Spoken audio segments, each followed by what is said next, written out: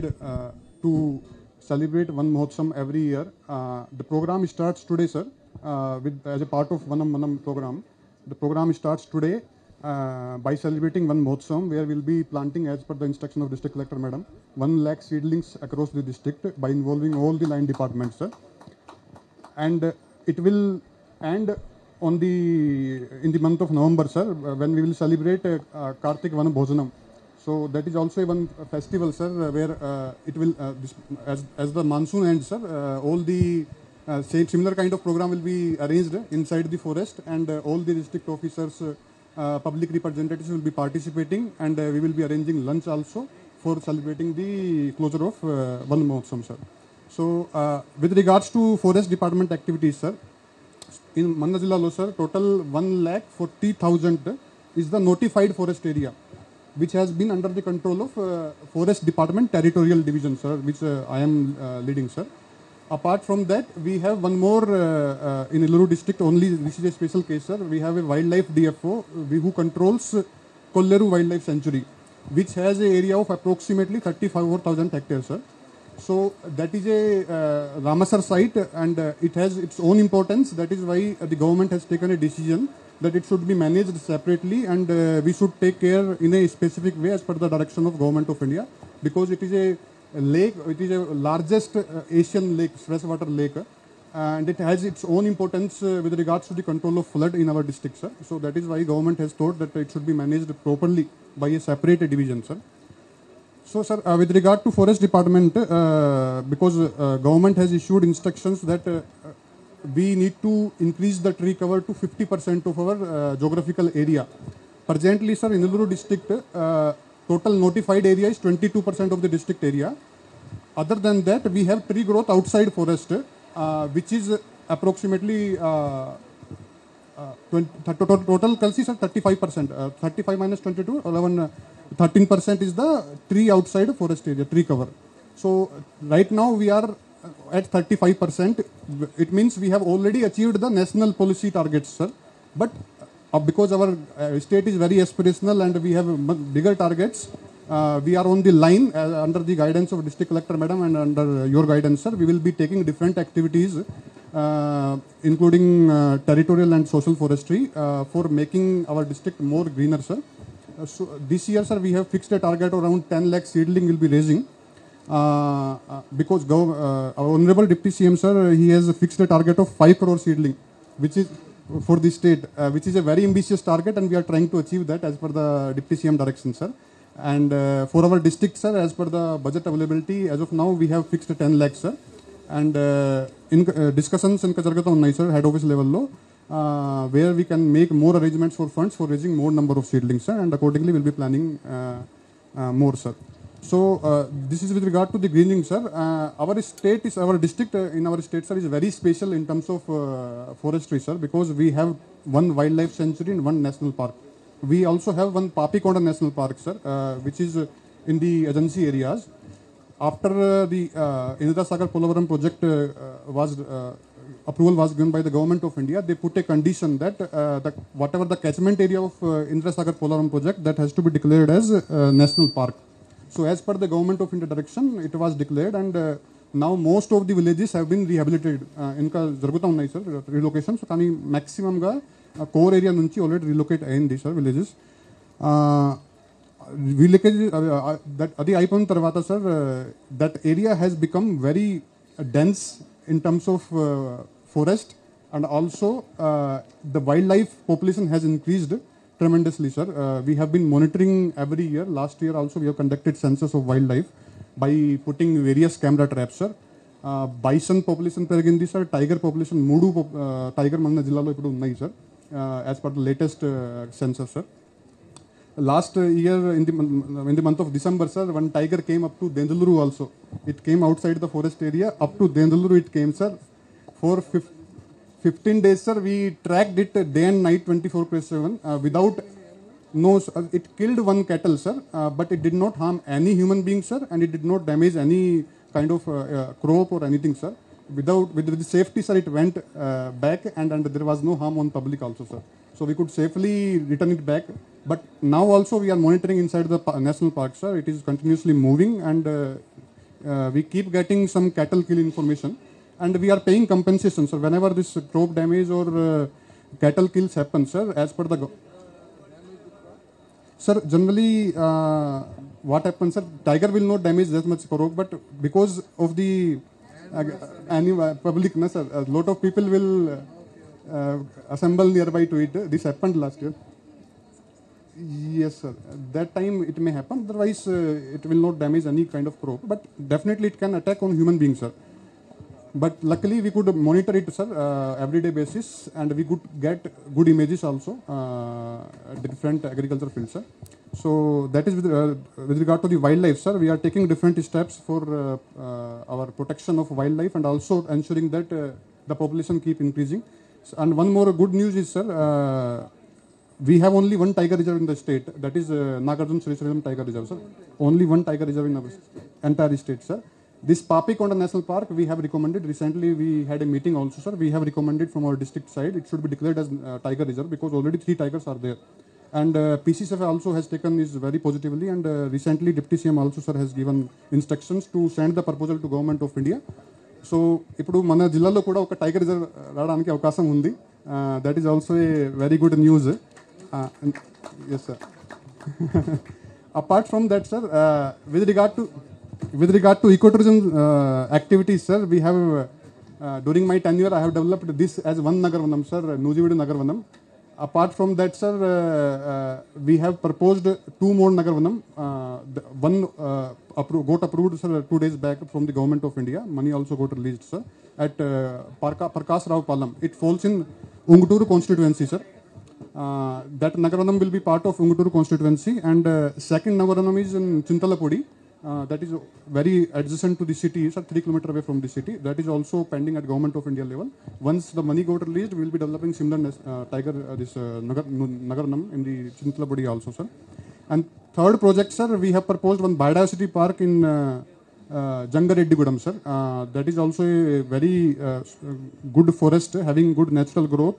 It is very much suitable for developing a biodiversity park. It will be on the similar concept, but having a different being a different scheme that is issued by the state biodiversity board, sir. So they will be releasing the budget for that scheme and will be implementing that project in the Jangareddygudam once it is approved, sir. So this is with regard to the ecotourism, sir. Apart from that, already we have 3 ecotourism sites, sir, which are functioning in the district.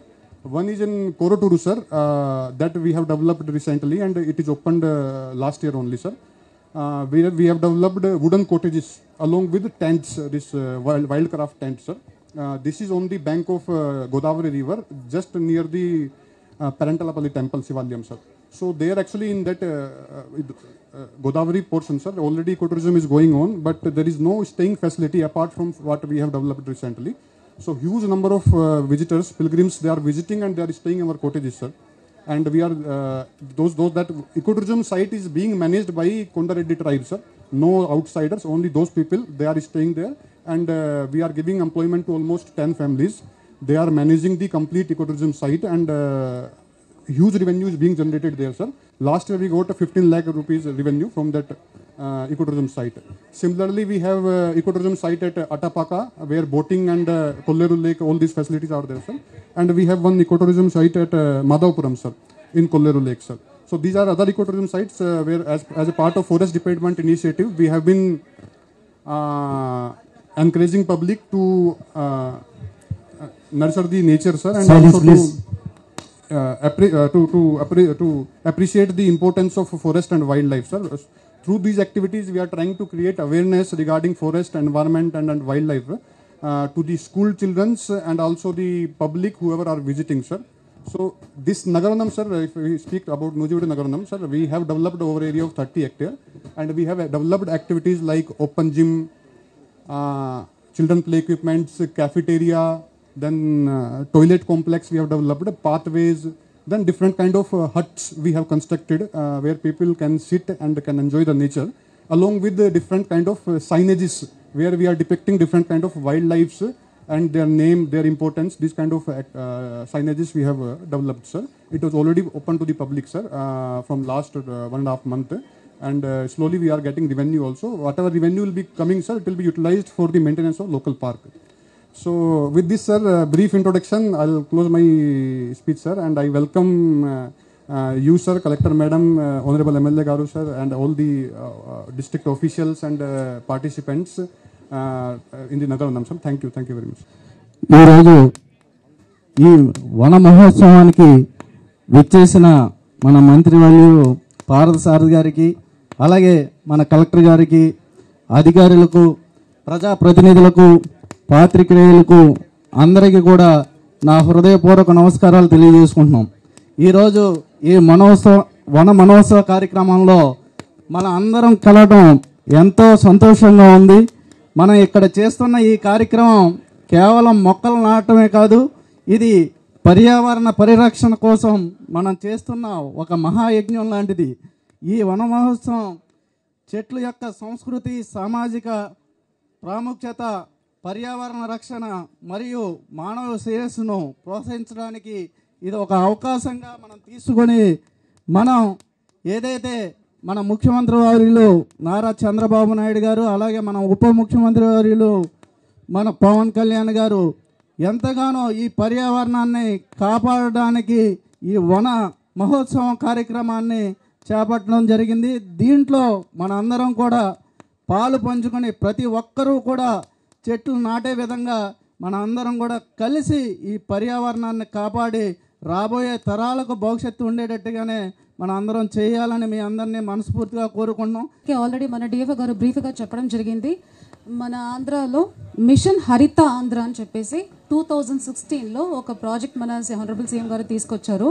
అందులో భాగంగా 40 lakh hectares of land 2029 సంవత్సరాల్లో మనకు 40 hectares of land మన ఆంధ్రాలో ఉండాలని, అదే మన project. So అందులో భాగంగా మనం ఎవ్రీ ఇయర్ ఇంకా ఏం చేయబోతున్నామంటే 4 lakh hectares మొత్తం ఆంధ్ర అక్రాస్లో 4 lakh hectares మనం ఫారెస్ట్ ల్యాండ్ని పెంచాలి. ఫారెస్ట్ పెంచాలంటే ప్రతి ఒక్కరూ ఒక చెట్టు నాటాలి. సో ఆ ప్రోగ్రామ్ 2 భాగంగా చేస్తున్నాం. ఒకటి వన మహోత్సవం, ఈ రోజు నుంచి మనం ప్లాంటింగ్ మొదలు పెడుతున్నాము.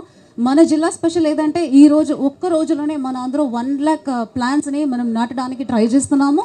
And by the end of the day Eluru district greenery district already ఉందని మన డిఎఫ్ఓ గారు చెప్పారు.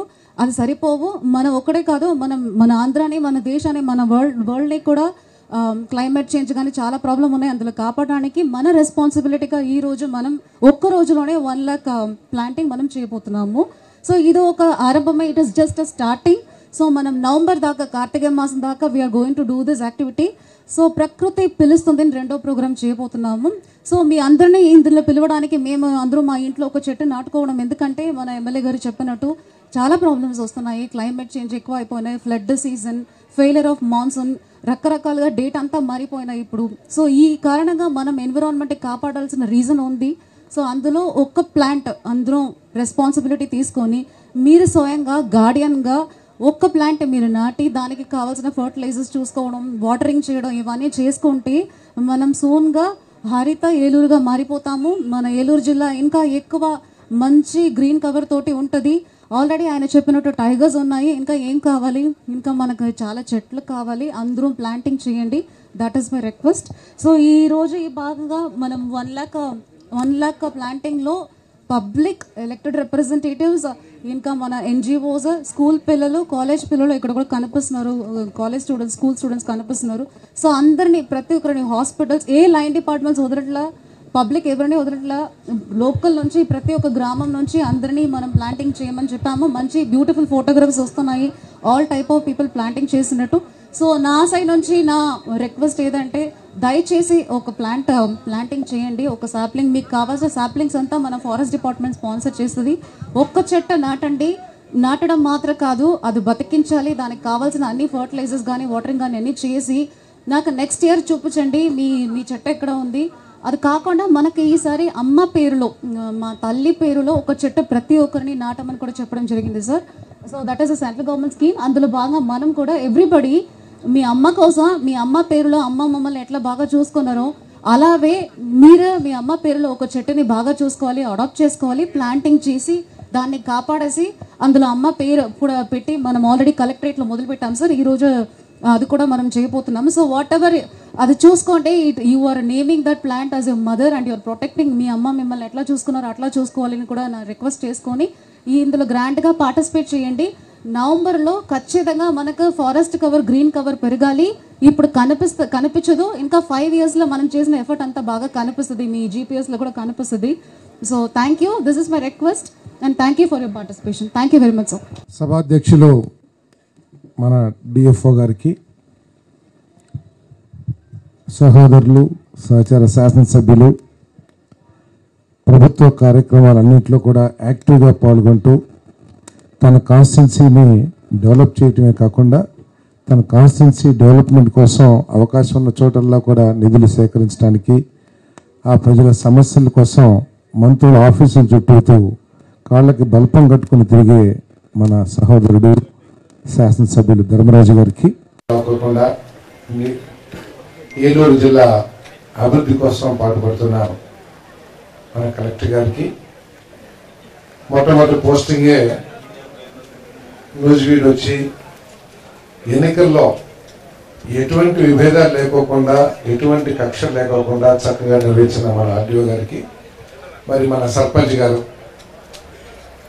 బ్రహ్మాండంగా ఎన్నో కష్టాలు పడింది, ఎన్నో అవమానాలు పడింది గత ప్రభుత్వంలో, అయినా కూడా ధైర్యంగా అన్నింటినీ ఎదుర్కొంటూ మరి బతులవారి గూడెంని అభివృద్ధి చేస్తున్న మన సర్పంచ్ గారికి, మిత్రులు నా ఎన్నికల్లో నా కోసం అహర్నిశలో కష్టపడి ప్రతి చోట కూడా మన కూటమి అభ్యర్థులు గెలవాలని ఈ నియోజకవర్గమే కాకుండా అన్ని నియోజకవర్గాలు కూడా పర్యటించి జనసేన ఇన్ఛార్జ్, న్యూజివీడ్ ఇన్ఛార్జ్ ఫణ్ కుమార్ గారికి, మరి చేసిన మిత్రులకు, న్యూజివీడ్ నియోజకవర్గ సోదరిమణులకు, అధికారులకు, విలేకరులకు అందరికీ నా హృదయపూర్వక నమస్కారాలు. అప్పుడు నేను చెప్పే 2 మాటలు మొదలుపెట్టే ముందు డయాస్ మీద ఉన్న వాళ్ళతో కొంచెం విభేదిస్తా ఉన్నా నేను. ఎవరి పేరేంటి? మీ పేరేంటి? నరసింహం గారికి పాపికొండలు అందాలు కనపడ్డాయి. ఒకసారి న్యూజివీడ్ అంతా తిరిగితే న్యూజివీడ్ అందాలు ఏమిటో అర్థమవుతాయి అని చెప్పేసి మనం చేస్తాము. ఒకసారి రావిచర్ల యూదులు కూడా రోడ్డు మీద వెళ్తే మనసుకి ఎంత ఆహ్లాదకరంగా ఉంటుందో అది చూస్తూ అక్కడే ఒక ఇల్లు కట్టుకోవాలని అనిపించకపోతే నన్ను అడగమని చెప్పేసి కూడా వేదిక మీద ఉన్న అధికారుల్ని, మిత్రులు అందరూ కూడా కోరుతా ఉన్నారు. న్యూజివీడ్కు అందాలు ఈ రాష్ట్రంలో చాలా తక్కువ నియోజకవర్గాలు ఉంటాయి. ఇక్కడున్న చెట్లు డిఎఫ్ఓ గారు ఓన్లీ ఫారెస్ట్ గురించి చెప్పారు. ఫారెస్ట్ కాకుండా మా న్యూజివీడ్ నియోజకవర్గం అంతా కూడా చెట్లే, మామూలు చెట్లు కానీ, పామాయిల్ చెట్లు కానీ ఇవన్నీ ఉంటాయి. చాలా అందమైన నియోజకవర్గం. తర్వాత కలెక్టర్ గారు అమ్మ ప్రోగ్రాం పెట్టింది. మీరు పెట్టారు మేడం మన జిల్లా? Okay okay. అయితే ముఖ్యమంత్రి గారితో కూడా నేను మాట్లాడతాను. నేను నరసింహన్ గారు చెప్పినట్లు అమ్మ మనకి రక్తం పంచిద్ది, అన్నీ చేస్తుంది, మనల్ని నడిచేంత వరకు కూడా అమ్మ చక్కగా చూస్తుంది. కానీ తండ్రిని తక్కువ చేసి చూస్తాం సబబు కాదు కదా. మొత్తం కొవ్వొత్తులాగా కరిగిపోతూ ఆ కుటుంబాన్ని కాపాడుకుంటూ, కుటుంబాన్ని పైకి తీసుకొస్తూ సమాజం ఒక స్టేటస్ ఇచ్చే వ్యక్తి తండ్రి. తను తిన్నా, తను తినకపోయినా, తను సంపాదించిన దాంట్లో తన పిల్లల కోసం, తన కుటుంబం కోసం దాచి అప్పులున్నా, నష్టాలున్నా, కష్టాలున్నా అన్నిటినీ ధైర్యంగా ఎదుర్కొని కుటుంబాన్ని పైకి తీసుకొస్తారు. కాబట్టి అమ్మతో సమానంగా నాన్న కూడా ఇవ్వాలని నా అభిప్రాయం. తప్పకుండా ముఖ్యమంత్రి గారితో చెప్పి అమ్మ చెట్టే కాదు నాన్న చెట్టు కూడా పెట్టాలని చెప్పేసి నేను కోరుతాను. ఎవరు ఇష్టం వచ్చినట్లు వాళ్ళు పెట్టుకోవచ్చు అని చెప్పేసి నేను భావిస్తా ఉన్నాను. నేను ఇదంతా లైట్ రివ్యూలో చెప్పాను. నేను ఎక్కడ విభేదం లేదు. ఇది కూడా చేస్తే ఎవరి ఇష్టం, నా ఇష్టం. సో ఈరోజు ఈ కార్యక్రమం గురించి మీ అందరికీ తెలిసిందే. ఇది పుణ్యభూమి కాబట్టి సహజ వనరుల ఉపయోగం ఏమిటి, సహజ వనరుల వల్ల మనం ఏ విధంగా బతకగలుగుతామని మనకి తెలుస్తున్నా. ఇది భారత భూమి, పుణ్యభూమి కాబట్టి మనకి ఆ భగవంతుడు అన్ని సహజ వనరుల్ని చక్కగా సమపాలనలో మనకి ఇచ్చాడు. కొండలు, నదులు, అడవులు అన్ని ఇచ్చాడు కాబట్టి, మినరల్స్ అన్ని ఇచ్చాడు కాబట్టి వాటి విలువను మనం ఎక్కువగా తెలుసుకోలేకపోతా ఉన్నాం. అడవి చెట్టు నాటండి మీకు ప్రాణవాయువుని ఇస్తుంది అని అంటే, మనకి ప్రాణవాయువు మార్కెట్ బాగా దొరుకుతుంది కాబట్టి ఎన్ని రోడ్ల మీద దాని యొక్క విలువ మనకు తెలుస్తున్నా. ఇందాక ఒక మిత్రుడు ఒక చెట్టు తీసుకొచ్చారు. ఆ చెట్టు ఫోటో ఉందో లేదు ఇక్కడ నాకు తెలీదు. చెట్టు కాండం లావుగా పైదాకా పెరిగి ఉట్టి పైన మాత్రమే కొమ్మలు చెట్లు ఆకులు ఉంటాయి. దాని యొక్క ఉపయోగం ఏంటంటే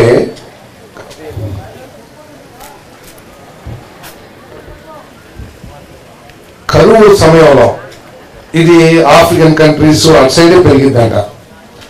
ఆఫ్రికన్ కంట్రీస్ లో కొన్ని దేశాలు ఒక్కోసారి అసలు త్రాగుతానికి నీరు కూడా లేకుండా ఉండే దేశాలు చాలా ఉన్నాయి. ఈ చెట్టు ఈ కరువు సమయంలో నీళ్లు దొరకని సమయంలో ఆ కాండానికి బొక్క పొడిస్తే మంచినీళ్ళు వస్తాయంట. ఆ నీళ్ళతో ఆ ప్రాంతంలో ప్రజలందరూ కూడా జీవిస్తారంట. అంటే మనకి తెలియదు కాబట్టి చెట్లు చేసే ఉపయోగం గురించి మనకు అంత బాగా తెలియదు కాబట్టి అవసరం లేదు కాబట్టి దాన్ని మనం ఆలోచించాం. కానీ ఇవి మన ప్రాణాలని కాపాడుతాయి అని చెప్పేసి మీ అందరికీ శ్రమిగా అమలు చేస్తామని మనం చూస్తా ఉన్నాం. కరోనా వస్తుంది. కరోనా ఒక పెద్ద గురువు కుదిపేసింది దేశం మొత్తాన్ని కూడా. ఇప్పుడు ఏదో మంకీ పాక్స్ అని చెప్పేసి టీవీలో చూస్తా ఉన్నాం. ఇవి వస్తా ఉన్నాయి. వీటన్నిటికీ ఒకటి ఏంటంటే మనం సహజ వనరుల్ని ప్రేమించి సహజ వనరుల్ని కనుక మనం పెంపొందింపజేస్తే ఇవన్నీ కూడా మన దరికి రావని చెప్పేసి మీకు మనం చేస్తాను. లేటెస్ట్ వైద్యం ఏంటో తెలుసా? మనందరం కూడా ఏదో మందులు కెమికల్ మందులు అన్నీ కూడా వాడుతూ ఉన్నాం. ఈ మధ్య లేటెస్ట్ డాక్టర్స్ అందరూ చెప్తా ఉన్నారు, రోజు కషాయం తాగితే అనేక రోగాలకి మందని చెప్పేసి చెప్తున్నారు. కషాయం అంటే మనకు ఒక నీటు చేదు ఏదో బాధ తాగాలంటే ఈ చీ అని చెప్పేసి మన దగ్గర రానియం. కానీ ఈరోజు ఒక డాక్టర్ గారు చెప్తారు, ఆయన పేరు ఖాదర్వలి గారు అని చెప్పేసి. ఆయన కేవలం చెట్లు ఆకుల్ని నీళ్ళలో వేసి పొద్దునే కొంచెం గోరువెచ్చగా కాసుకుని ఆ నీళ్లు తాగితే ఆఖరికి క్యాన్సర్ కూడా తగ్గిపోతుందని చెప్పేసి చెప్తా ఉన్నారు. ఆయన ప్రూవ్ చేస్తారంటున్నారు. అనేక రోగాలకి కేవలం ఈ కషాయం మూలంగానే చాలా రోగాలు, ఒకటే కషాయం కాదు, చాలా రకరకాలుగా ఉన్నాయి. అవన్నీ కూడా వాడితే చాలా రోగాలు, ఈవెన్ డయాబెటిక్స్ కూడా తగ్గిపోతుందని చెప్పేసి ఆయన చాలా ధైర్యంగా చెప్తా ఉన్నాడు. ఇంకా అనేక క్యాన్సరే కాదు, అనేక రోగాలు, అతిమూత్ర వ్యాధి, లేకపోతే కిడ్నీ ప్రాబ్లమ్స్, ఇవన్నీ కూడా కషాయాలు కంటిన్యూ ఒక కొన్ని నెలలు తాగితే తప్పకుండా తగ్గుతాయి అంటారు. అంటే ఇవన్నీ కూడా చెట్ల నుంచి వచ్చిన ఆకుల ద్వారా. మనం ఈరోజు అమెరికా లేదా పాశ్చాత్య దేశాల కెమికల్ మందులకి అలవాటు పడుతున్నాం. కానీ ఒకప్పుడు చెట్ల నుంచి తీసుకున్న ఆకు పదార్థాల ద్వారానే, డెరివేటివ్స్ ద్వారానే మన వైద్యం, మన భారతదేశ వైద్యం జరిగేదనే విషయాన్ని మనం ఎప్పుడు కూడా మర్చిపోకూడదని చెప్పేసి మనం చేస్తాను. అటువంటి మెడిసినల్ ప్లాంట్స్ పెట్టడానికి ఈరోజు మన ప్రభుత్వాలు కూడా చాలా ఆర్థిక సాయం చేస్తామని, ఎంకరేజ్ చేస్తామని, మనందరం కూడా చేయాల్సిన అవసరం ఉందని చెప్పేసి మనం చేస్తాను. డెఫినెట్గా నూజివీడు ప్రజల ఆరోగ్య పరిస్థితులు, హైదరాబాద్ ప్రజల ఆరోగ్య పరిస్థితులు చేస్తే మన నూజివీడు ఆరోగ్య పరిస్థితులు బ్రహ్మాండంగా ఉంటాయని నేను ఛాలెంజ్ చేయగలని చెప్పేసి మనం చేస్తాను. ఎందుకంటే ఎక్కువ వేలాది చెట్ల మధ్య మనం జీవిస్తా ఉన్నాం కాబట్టి మనందరం కూడా అడవుల్ని పెంచాలని చెప్పేసి మనం చేస్తా ఉన్నాను. ఇంతకుముందు ప్రభుత్వం, మిత్రుడు సోదరుడు ధర్మరాజు గారు చెప్పినట్లు గతంలో చెట్లకి అంత ప్రాధాన్యత ఇవ్వాల. ఈ వన మహోత్సవం అనేది పోయినసారి ప్రభుత్వం అసలు సెలబ్రేట్ కూడా చేయలేదంట. కానీ ఈరోజు ముఖ్యమంత్రి గారు అట్లా కాదు, నేచురల్ రిసోర్సెస్కి అత్యధిక ప్రాధాన్యత ఇచ్చే వ్యక్తి చంద్రబాబు నాయుడు గారు అని చెప్పేసి మనం చేస్తాము. ఆయనలాగానే ఆలోచించే వ్యక్తి మన పవన్ కళ్యాణ్ గారు. పవన్ కళ్యాణ్ గారు ఆలోచనలు కానీ, ఆయన మీటింగ్స్ కానీ, ఆయన డిపార్ట్మెంట్ రివ్యూస్ కానీ చూస్తే చాలా కొత్త తరంగా ఉంటాయి. మొన్న ఈ మధ్య ఒకరోజు ఆయన కలుస్తానికి వెళ్ళాను, ఏదో అపాయింట్మెంట్ ఇస్తే నాకేమో ఫ్లైట్ టైం అయిపోతుంది, వారి మీద రివ్యూలో ఉన్నారు. పక్కన ఒక ఐఏఎస్ ఆఫీసర్ ఉంటే, ఏం సార్ మళ్ళీ మీటింగ్ ఉంది ఆయనకి అడిగాను. అడిగితే అవునండి అంటే, దేని మీద మీటింగ్ అంటే వాతావరణ పరిస్థితులు గ్రామీణ ప్రాంతాల మీద ఉండే ఎఫెక్ట్ ఏంటి అని చెప్పేసి అడిగారు. మనకి ఎప్పుడు ఆలోచన వస్తుంది? వాతావరణంలో వచ్చే మార్పు మూలంగా గ్రామీణ ప్రాంతాల్లో ఎటువంటి లాభం కానీ నష్టం కానీ చేస్తానే, పంటలకు కానీ, చెట్లకు కానీ, లేదా పశువులకు కానీ, దాని మీద ఒక మీటింగ్ పెట్టారు. నాకు తెలిసి ఏ పంచాయతీరాజ్ మినిస్టర్ కూడా ఆ విధంగా మీటింగ్ పెట్టారని చెప్పేసి నేను అనుకుంటున్నా. అట్లాగే లోకేష్ గారు కూడా వీటన్నిటి మీద కూడా, అడవులు వీటన్నిటి మీద ప్రత్యేకమైన దృష్టి పెట్టే వ్యక్తి. వీళ్ళ నాయకత్వంలో న్యాచురల్ రిసోర్సెస్ మన రాష్ట్రంలో రాబోయే రోజుల్లో బ్రహ్మాండంగా అభివృద్ధి చెందుతాయని చెప్పేసి మీ అందరికీ శ్రమిగా మనం చేస్తాను. మరి తప్పకుండా ఏదైతే 1,00,000 చెట్లు ఏదైతే చెప్పారో ఆ చెట్లన్నింటినీ కూడా మనం బాధ్యతగా మన అమ్మ పేరు మీద, నాన్న పేరు మీద, తమ్ముడి పేరు మీద ఏదో పేరు మీరు పెట్టుకుని మీకు ఇష్టం వచ్చినట్టు. కాకపోతే మన గవర్నమెంట్ మాత్రం అమ్మ పేరు మీద చెట్టు పెట్టమంది. తప్పకుండా అమ్మ పేరు పెట్టుకుని మీరు ఆ చెట్లు ఎక్కువగా నాటాలి. ఆ చెట్లు నాటే కార్యక్రమంలో మన నూజివీడు నియోజకవర్గం నెంబర్ 1గా ఉండాలని చెప్పేసి మీ అందరికీ సైనింగ్గా మనం చేస్తా ఉన్నాను. చెట్లు నాటగానే మన పని అయిపోయింది అనుకుంటే కూడా తప్పు. మనం అది ఒక స్థాయికి వచ్చే వరకు కూడా దాని పోషణ బాధ్యతలు కూడా మనం తీసుకోవాలని చెప్పేసి మీ అందరూ కూడా సైనింగ్గా మనం చేస్తా ఉన్నాను. మరి అదేవిధంగా మరి నూజివీడులో ఫారెస్ట్ ఏరియా చాలా ఉంది. నేను డిఎఫ్ఓ గారిని అడిగాను.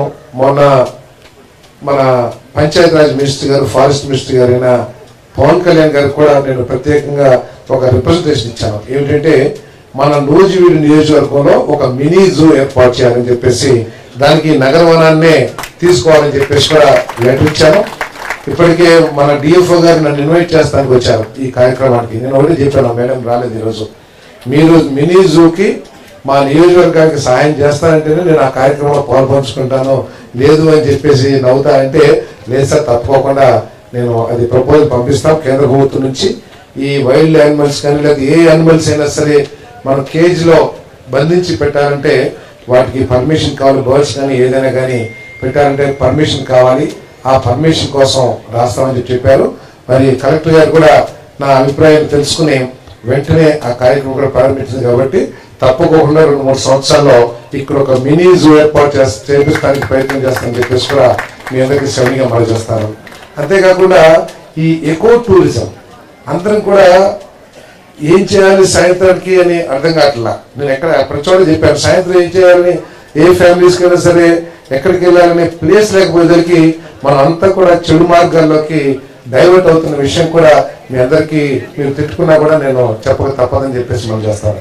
సాయంత్రానికి ఏమీ తెలియదు, పొద్దున్న నుంచి కుటుంబ సభ్యులు చూస్తూనే ఉంటాం, సాయంత్రం ఎక్కడికి వెళ్ళాలి, ఏం చేయాలి, ఇక కార్డ్స్ అనో లేదా డ్రింక్స్ అనో లేకపోతే ఇంకేదో రకరకాలుగా మనం కొంచెం డైవర్ట్ అవుతున్నాం. కాబట్టి ఒకవేళ ఇటువంటి ఎకో టూరిజంని ఈ నందనవనం, దీని నగరవనం ఉంది, దీంట్లో కొన్ని ఫెసిలిటీస్ ఏర్పాటు చేస్తే, అంటే కాటేజెస్ కానీ, అంటే చెట్లకి ఎటువంటి నష్టం జరగకోకుండా కాటేజెస్ కానీ, ఒక పూల్ పాకేసి తాటాకి పాకేసి ఒక రెస్టారెంట్ కానీ, ఇటువంటి అన్ని డెవలప్ చేస్తే మనకి హాలిడే నాడు మనకి బోర్ కొడతా ఉంటుంది. ప్యాకెట్ రోజు ఆడాలన్నా కూడా చిరాకే. సాయంత్రం కూడా ఫ్యామిలీతో ఇక్కడికి వచ్చేసి సరదాగా కొంచెం గడిపితే మనకి ఆరోగ్యం చేకూరుతుంది, కొంచెం పిల్లలకు కూడా ఒక మంచి అలవాట్లు వస్తాయి. కాబట్టి దీన్ని ఆ మినీ జూ అయ్యే లోపలే ఎకో టూరిస్ట్ ప్లేస్ లాగా డెవలప్ చేయమని చెప్పేసి నేను డిఎఫ్ఓ గారిని ప్రత్యేకంగా కోరుతా ఉన్నాను. అవసరమైతే కార్పొరేట్ సోషల్ రెస్పాన్సిబిలిటీస్ కింద నా ఫ్రెండ్స్ కానీ మీ ఫ్రెండ్స్ కానీ ఎవరైనా సరే ఒక పూరిపాక వేయటానికి వాళ్ళని ఆర్థిక సాయం చేస్తే దానికి కూడా సహకరిస్తారంటున్నారు. కొంచెం నీట్గా పాకేస్తే వాటిని కూడా ఆదాయం కూడా వస్తుంది దీన్ని మెయింటైన్ చేస్తానికి. కాబట్టి అటువంటి ఎకో టూరిజంని అదేవిధంగా మినీ జూని వెంటనే ఏర్పాటు చేస్తానికి తగు చర్యలు తీసుకోమని చెప్పేసి డిఎఫ్ఓ గారిని, కలెక్టర్ గారిని కూడా నేను ప్రత్యేకంగా కోరుతా ఉన్నాను. ప్రభుత్వం తరఫు నుంచి నా వంతు కృషి చేస్తానని చెప్పేసి కూడా మనం చేస్తాను. మరి ఈ కార్యక్రమాన్ని మరి అంతేకాకుండా ఒక పెద్ద సమస్య ఉంది. కలెక్టర్ గారు, డిఎఫ్ఓ గారు ఇక్కడే ఉన్నారు కాబట్టి మా నియోజకవర్గంలో రోజు నాకు వందలాది ఫోన్స్ కానీ లేదా కొన్ని పదుల సంఖ్యలో జనాలు కానీ ఎందుకు వస్తారంటే, ఫారెస్ట్ అధికారులకి, ఫారెస్ట్ సిబ్బందికి, తర్వాత మన రైతులకి ప్రతి చోట కూడా వివాదాలు వస్తూ ఉన్నాయి. వారు కరెక్టే, మన రైతులు కరెక్టే, ఎవరిని తప్పనిలే. వారేమో వారి ప్రాపర్టీని కాపాడుకోవడానికి ప్రయత్నం చేస్తున్నారు, మనమేమో మన దీని ప్రొఫెషన్ని, మన వ్యవసాయాన్ని కాపాడుకోవడానికి మనం ప్రయత్నం చేస్తున్నాం. ఇక్కడ ముఖ్యమైన సమస్య ఏంటంటే ఫారెస్ట్ ఒక బౌండరీ లైన్ అనేది లేకుండా పోవడం కూడా ఇది చిన్న వివాదాలకి దారితీస్తుందని చెప్పేసి నేను భావిస్తా ఉన్నాను. ఏంటంటే మన పక్కన ఉన్న చేను ఏదో ఖాళీస్తానం మన ప్రభుత్వ పోరంబాగ్ అనేది మన అభిప్రాయం. వాళ్ళ అభిప్రాయం ఏంటంటే అదంతా ఫారెస్ట్ అనేది వారి అభిప్రాయం. దీని మీద కలెక్టర్ గారు మీరు వెంటనే ఒక జాయింట్ సర్వే పెట్టేసి, ఫారెస్ట్ వాళ్ళు కూడా నేను కోరేది ఏంటంటే ఒక రైల్వే బార్డర్స్ లైన్స్కి కాంక్రీట్ స్ట్రక్చర్ కోన్ లాగా కడతారు, అటువంటి మీరు కడితే ఇటువంటి వివాదాలకు కూడా తావు లేకోకుండా ఉంటుంది. కాబట్టి వెంటనే ఒక టీమ్స్ని, సింగిల్ సర్వే కూడా చేయలేదు దీనికి ఒక టీమ్స్ని వేయాల్సిన అవసరం ఉంది. ఆ టీమ్స్ వేసి బౌండరీస్ మీరు ఏర్పాటు చేస్తే మేము కూడా వాళ్ళని మందలించడానికో లేకపోతే రిక్వెస్ట్ చేస్తానికో వద్దు మనం ఫారెస్ట్ను కాపాడుకోవాలి, మీరు అది చేయొద్దని చెప్పేసి చెప్పడానికో, లేకపోతే వాళ్ళు కూడా ఫారెస్ట్లోకి వెళ్ళకూడదు అనే ఒక అభిప్రాయాన్ని వాళ్ళు డెవలప్ చేసుకుంటారు. లేకపోతే ఈ కేసులు ఇవన్నీ కూడా, ఎందుకంటే మీరేమో ఎప్పుడైతే మీ ఫారెస్ట్ ఏరియాలోకి వచ్చి వాళ్ళు చెట్ల కోసం తవ్వుకుంటున్నా కూడా వాళ్ళ రూల్స్ వాళ్ళకు ఉంటాయి, దాన్ని బట్టి కేసు పెట్టేస్తాం. ఇవన్నీ కూడా కొంచెం ఇబ్బందికర పరిస్థితులకు దారితీస్తున్నాయి. కాబట్టి వెంటనే మరి ఒకవేళ మంత్రుల దగ్గర నుంచి ఏమైనా పర్మిషన్ కావాలంటే నేను కూడా రిప్రజెంట్ చేస్తాను. దీన్ని మాత్రం జాయింట్ సర్వే కండక్ట్ చేయమని చెప్పేసి మేము అందరూ కూడా కోరుకుంటున్నాను. నేను ఇంకోటి ఏంటంటే, ఒకవేళ ఖాళీ అటవీ భూములు ఉంటే అక్కడ మట్టి తీసుకుంటాం, అటువంటి పనులు చేయకోకుండా ఎవరన్నా పేదవాడు చెట్లు పెట్టుకుంటే నష్టం ఏమిటి ఫారెస్ట్ అనేది మీ రూల్స్ నాకు తెలియవు, బట్ నా అభిప్రాయం నేను చెప్తున్నాను. ఒకవేళ అక్కడ ఒక మామిడి చెట్టు వేసుకున్నాడు అనుకోండి, ఆ మామిడి చెట్టు పెరిగి సంవత్సరానికి ఒక 5,000 2,000 ఆదాయం వస్తే తప్పు లేదు, మీ భూమి కూడా రక్షించబడుతుంది, చెట్లు కూడా మీరు ఏదైతే చెట్లు పెంచాలనే ఆలోచన ఉన్నారో ఆ చెట్లు కూడా పెరుగుతాయి. కాబట్టి ఏమిటి అనేది మీరు ఒకసారి ఆలోచించాలని చెప్పేసి మనం చేస్తాను నేను. అదేవిధంగా కలెక్టర్ గారు, ఇక్కడ అటవీ భూములు కానివ్వండి, లేకపోతే పౌర భూములు కానివ్వండి, లేదా గవర్నమెంట్ వేస్ట్ ల్యాండ్స్ కానివ్వండి, వీటన్నిటిని ఏంటంటే ఈ క్వారీకి ఎక్కువ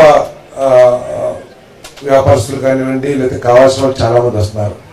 ఈ నియోజకవర్గంలో పశువులు, ఈ స్మాల్ యానిమల్స్, గొర్రెలు, మేకలు ఇవన్నీ కూడా చాలా ఎక్కువగా ఉన్నాయి. బిగ్ యానిమల్స్ కూడా, పశువులు కూడా ఎక్కువ ఇక్కడ. సో వాటన్నిటికీ కూడా గ్రేజింగ్ ల్యాండ్ లేకపోతే వాళ్ళు చాలా ఇబ్బంది పడతారు.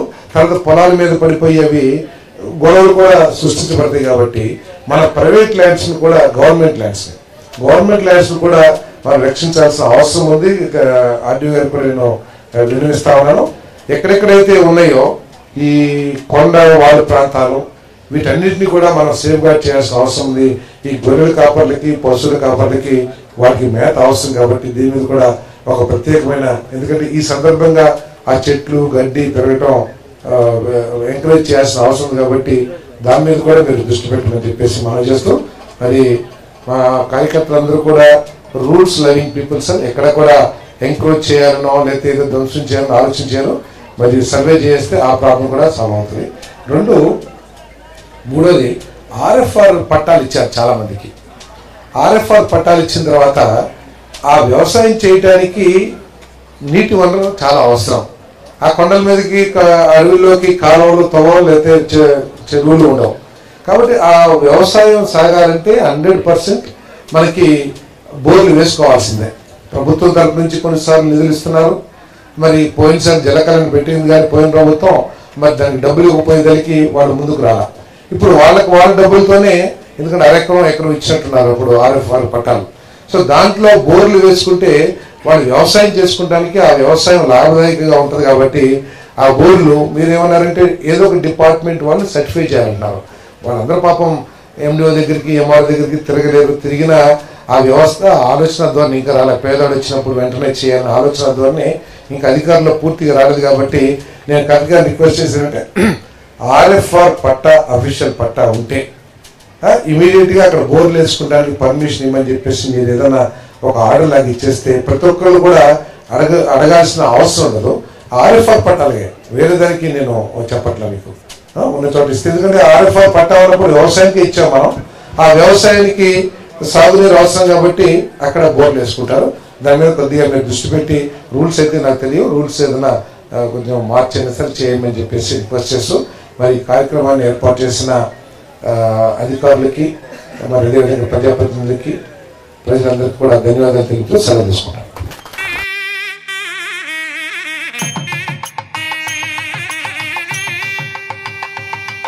మాత్రం ప్రతి ఒక్కరు కూడా వెళ్తాము. హరితాంధ్రప్రదేశ్ని ఎంతగానో మనం డెవలప్ చేద్దాం. కలెక్టర్ గారు ఇచ్చిన నినాదం హరితాంధ్రప్రదేశ్, పచ్చని వాతావరణాన్ని, చక్కని వాతావరణాన్ని మనం సొంతం చేసుకుందాం. ప్రతిజ్ఞ. ఆకుపచ్చని ఆశయాలతో ఆంధ్రప్రదేశ్ అభివృద్ధికి తోడ్పడతానని, పచ్చని చెట్టే ప్రగతికి సోపాన మార్గమని గుర్తెరిగి, ప్రకృతిలోని సమతుల స్థితి అవసరాన్ని గుర్తిస్తూ ప్రతి నీటి బొట్టును సద్వినియోగపరుస్తానని, చెట్ల ఆవశ్యకత పట్ల అవగాహన పెంచుతూ వనాలను నరకనివ్వనని విరివిగా మొక్కలు నాటుతానని మన ఊరూరా వాడవాడ ఇంట బయట అన్ని చోట్ల మొక్కలు నాటడంతో పాటు వాటి సంరక్షణ బాధ్యతను కూడా స్వీకరించి ఆంధ్రప్రదేశ్ను పచ్చని తోరణంగా తీర్చిదిద్దేందుకు కృషి చేస్తానని ప్రతిజ్ఞ చేస్తున్నాను. అందరం ఈ హరిత యజ్ఞంలో పాలు పంచుకుందాం. ప్రతి ఇల్లు ప్రతి ఊరు పచ్చదనంతో సింగారిద్దాం. మూలంగా మహాత్మా గాంధీ గారు ఒకటి చెప్పారండి, భూదేవి ప్రతి ఒక్కరి అవసరానికి ఉంటుంది కానీ అత్యాశకి ఉండదు. సో చెట్లు నరకడంతో మీరు మొత్తం భూదేవిని అంతం చేస్తున్నారు. సో అది గమనించుకొని చెట్లు నాటాలని కోరుకుంటున్నాను ప్రతి ఒక్కరికి.